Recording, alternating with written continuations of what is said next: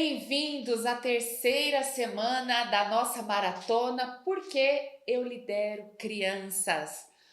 O tema que hoje nós vamos abordar é líderes que discernem a vontade de Deus. E eu já quero te falar, antes da gente começar, se você não assistiu as 2 semanas anteriores, eu quero que você clique aqui no card, você acesse esse conteúdo e que você possa acompanhar, porque tá muito bom.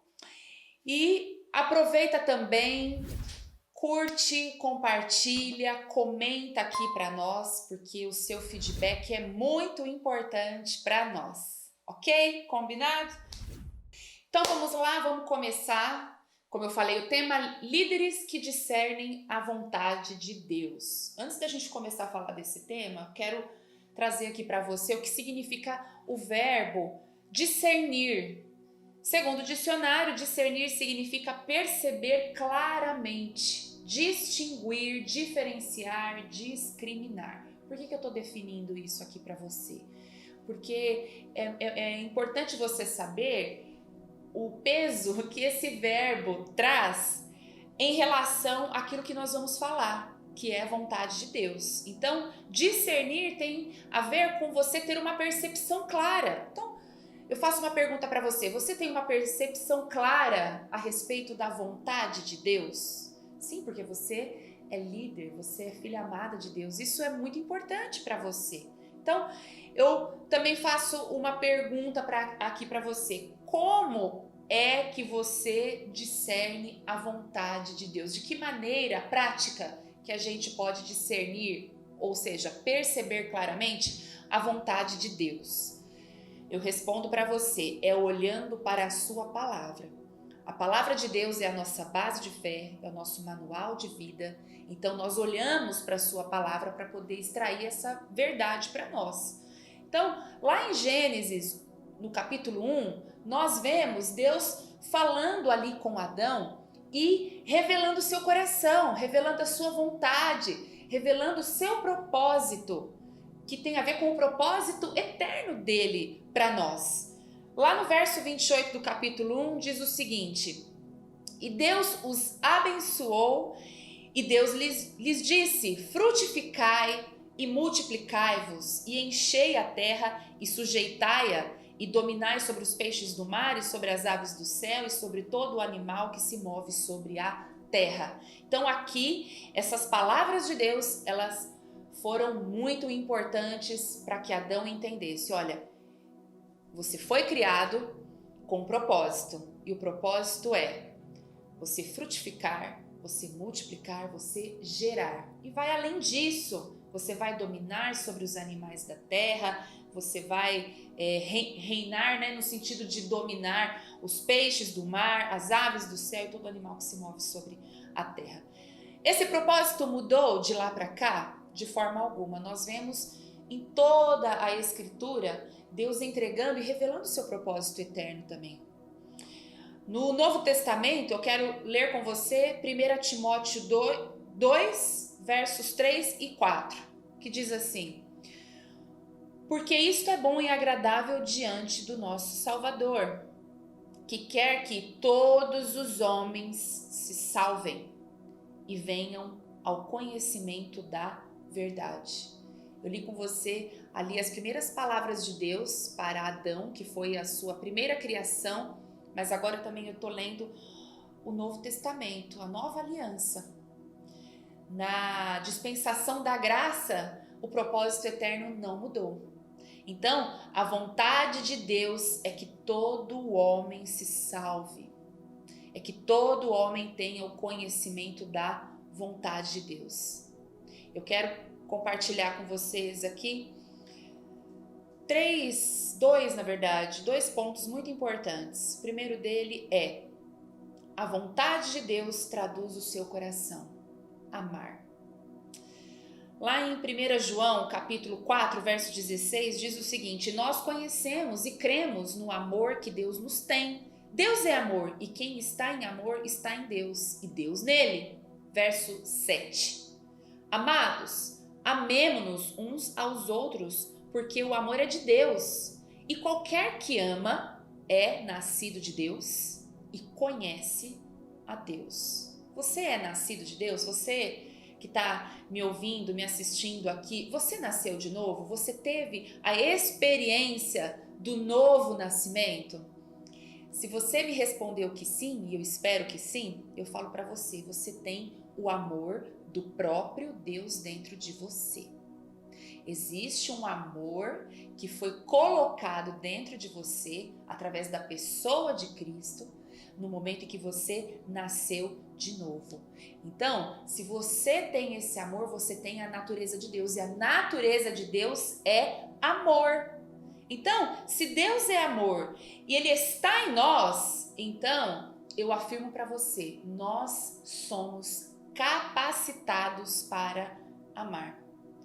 Muitas vezes nós, como líderes, pedimos o encargo para amar vidas e oramos dessa forma, mas às vezes você sabe que isso pode ser um engano, porque o encargo para amar, ele não deve ser um sentimento. Eu não preciso, muitas vezes, sabe, ficar esperando que de dentro de mim vai brotar esse encargo por amar vidas, por amar crianças. Mas isso, na verdade, é um sentimento. Então, nós podemos dizer que não é algo que sentimos, mas é algo que praticamos, é algo que nós fazemos por obediência. Muitos possuem o potencial, né, os requisitos, unção para liderar, mas não praticam, não fazem. Simplesmente, sabe por quê? Eles dizem que não amam. Eu não amo liderar crianças, eu não amo estar à frente de uma célula de crianças. Porém, aqui na palavra de Deus está dizendo que todos que são nascidos de Deus amam. É como eu falei, o amor de Deus já está dentro de você. Agora é só uma questão de praticar, para que esse amor ele vá crescendo e, sabe, sendo até mesmo percebido pelas pessoas que estão ao seu redor e principalmente as crianças. É isso que você deve fazer, praticar, porque o amor já está aí dentro. É apenas, eu afirmo para você, apenas uma questão de tempo para que esse amor seja colocado para fora. E aí você vai se surpreender. Meu Deus, nem eu sabia que eu amava tanto liderar crianças. Nem eu imaginava o quanto eu ia amar essas crianças que Deus confiou a mim. Eu posso te falar porque eu tive essa experiência. Se você não me conhece, eu ministro louvor, eu canto já há muitos anos. E quando nós fomos enviados para plantar uma igreja, meu primeiro desejo foi liderar um ministério de louvor ali na igreja. Mas quando eu cheguei ali, e apesar da grande necessidade que aquele lugar demandava, eu comecei a discernir a voz de Deus, a vontade de Deus no meu coração. E eu comecei a entender que não era para eu fazer aquilo.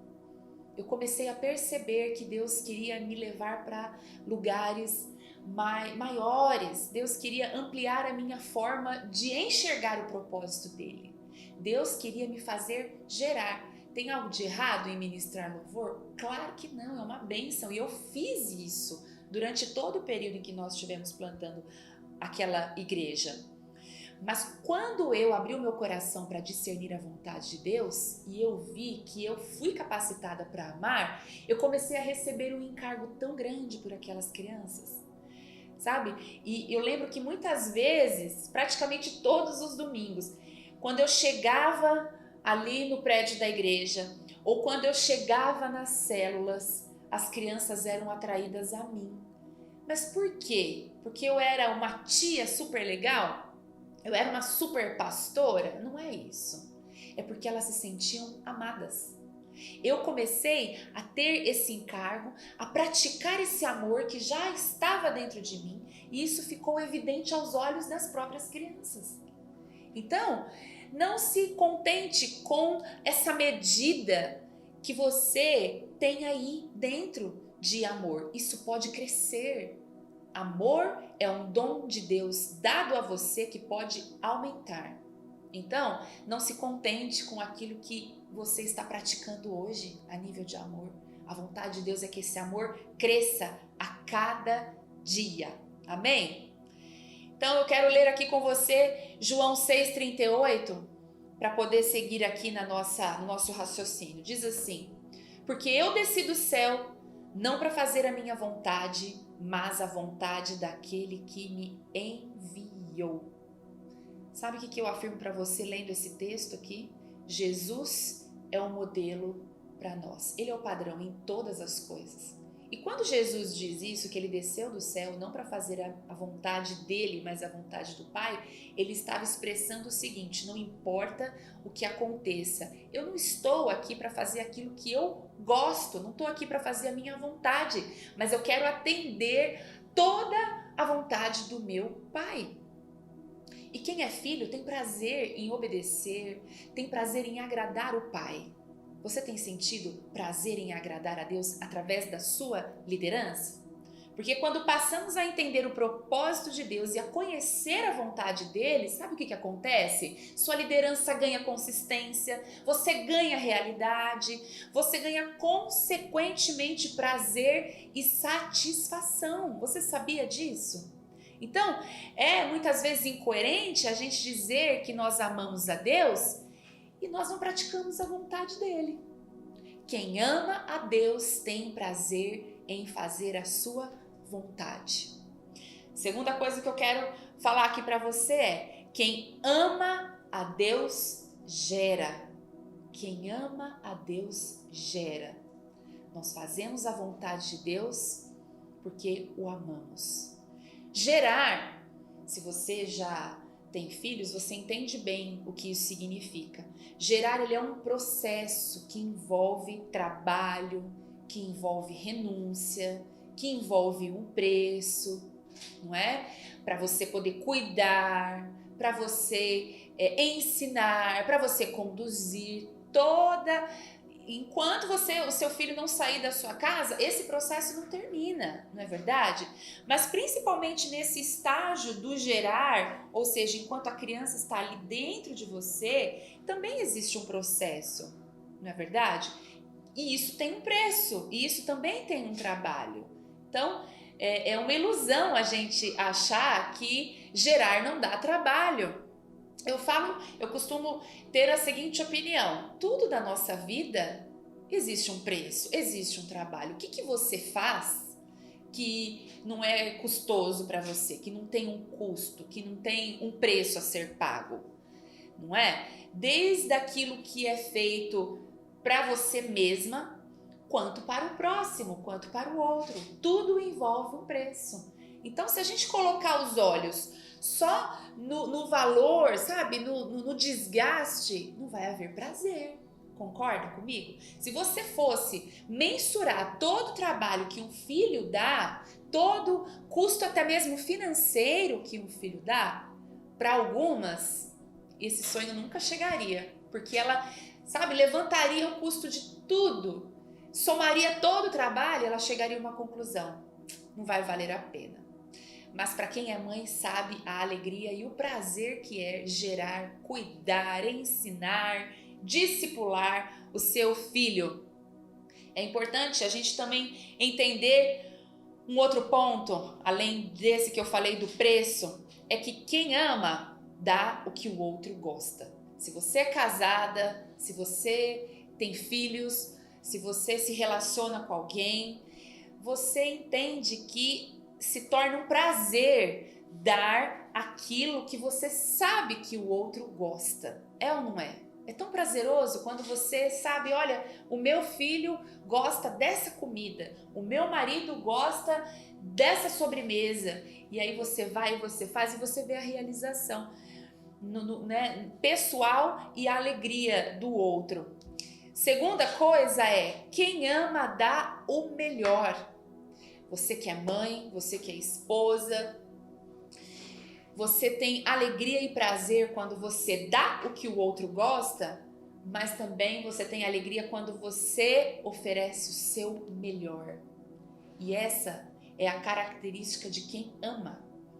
Quem ama genuinamente não se contenta em dar qualquer coisa, em oferecer qualquer comida, em dar qualquer presente. Vou dar isso aqui mesmo, porque afinal de contas não é dessa forma, não é mesmo? Se você ama, você vai oferecer o melhor. Isso é fato, porque quem ama deseja agradar. Quero ler aqui novamente 1 Timóteo 2,4, que diz o seguinte: que quer que todos os homens se salvem e venham ao conhecimento da verdade. Sabe o que é interessante aqui nesse texto? A palavra de Deus não está relatando aqui idade. A palavra de Deus não está falando assim, que Deus quer que todos os homens a partir dos 20 anos se salvem. Que todos os homens a partir dos 50 anos se salvem. A Bíblia não está falando isso. A Bíblia diz que Deus quer que todos os homens se salvem. E nisso aqui está incluso as mulheres, né, de um modo geral. Está incluído as crianças, os velhos. Está aqui incluído todo ser humano. Eu pergunto para você, será que a Bíblia aqui também está se referindo às crianças? Crianças são pessoas. Crianças são seres humanos. E com certeza ela está incluída aqui nessa vontade de Deus. O desejo do coração de Deus é ter filhos. O propósito eterno de Deus é ter uma grande família de filhos parecidos com Jesus. Não importa a idade que elas têm. Agora eu pergunto para você, tem havido verdadeiramente uma preocupação aí no seu coração de agradar o coração de Deus e cumprir a vontade dele? Existe no seu coração esse desejo de discernir a vontade de Deus, agradar o coração de Deus e cumprir o propósito eterno de Deus? Se a sua resposta for sim, Deus começa a trabalhar no seu coração para esse propósito. E esse propósito vai ser completo na sua vida. Você pode falar, pastora, eu afirmo para você. Também tem uma resposta que você pode dar, que é uma resposta negativa. Pastora, eu não discerni a vontade de Deus, não tem havido no meu coração um desejo de gerar, porque afinal de contas, as minhas preferências são outras. O meu desejo em agradar a Deus é dançando, é cantando, é fazendo chá da tarde, sabe? É fazendo artesanato. Olha, fazer a sua vontade nunca foi um problema para Deus. Não deve ser um impedimento para você cumprir o propósito eterno de Deus. O grande problema é que nós temos vivido numa geração onde tudo nessa vida tem a ver com o eu. O eu está no centro. Nós falamos aí na segunda aula sobre o humanismo e o hedonismo, que é uma vertente do humanismo, ou seja, o homem no centro. E quando você coloca a sua vontade no centro, ou seja, no lugar que deveria ser a vontade de Deus, isso vai se tornar um problema para você cumprir o propósito eterno de Deus. Você pode passar a vida toda fazendo coisas que só agradam você. Isso vai ser bom? Vai. No aspecto pessoal, vai ser agradável e muito bom para você. Agora, e em relação à vontade de Deus? É isso que a palavra de Deus expressa? Não é o que nós lemos aqui. Então, se você é alguém que gosta de fazer, de realizar atividades, fazer coisas, sabe, colocar para fora os seus talentos, faça. Eu mesmo sou um testemunho disso. Eu amo ministrar louvor. Eu gosto de estar à frente da igreja, ministrando, conduzindo os irmãos. É um talento que Deus me deu. Agora, não é a vontade de Deus que eu permaneça somente dessa forma, cantando, passando o resto da minha vida cantando, cantando, cantando. Por quê? O cantar não conduz a gerar filhos. Agora, quando você canta, como eu falei, dança, faz artesanato, faz tudo aquilo que tem a ver com os seus talentos, você se realiza fazendo isso, mas também discerne a vontade de Deus, você une o útil ao agradável. E isso vai ser maravilhoso, porque você vai estar cumprindo o propósito eterno de Deus. E eu encerro aqui falando algo para você, que está lá em Romanos 8:11. Eu gosto muito desse texto, que diz: "E não ensinará cada um ao seu próximo, nem cada um ao seu irmão, dizendo: Conhece o Senhor, porque todos me conhecerão, desde o menor deles até ao maior." A palavra de Deus aqui está falando que a unção que foi colocada dentro do homem, ela vai ajudá-lo a discernir todas as coisas. Por isso que a Bíblia está falando aqui que não seria necessário que o irmão fique ensinando as coisas. Mas o mais interessante é o seguinte, na parte B do versículo fala: "E todos me conhecerão, desde o menor até o maior." Aqui está falando de forma literal, desde a pessoa menorzinha, ou seja, desde as crianças até um adulto vai me conhecer. Agora, quem são as pessoas que vão levar a palavra de Deus, que vão levar o evangelho àquelas pessoas, como a Bíblia está falando aqui, desde o menor até o maior? Eu afirmo para você, é você mesma. Você foi capacitada por Deus para amar e, consequentemente, para gerar. Essa foi a nossa aula de hoje.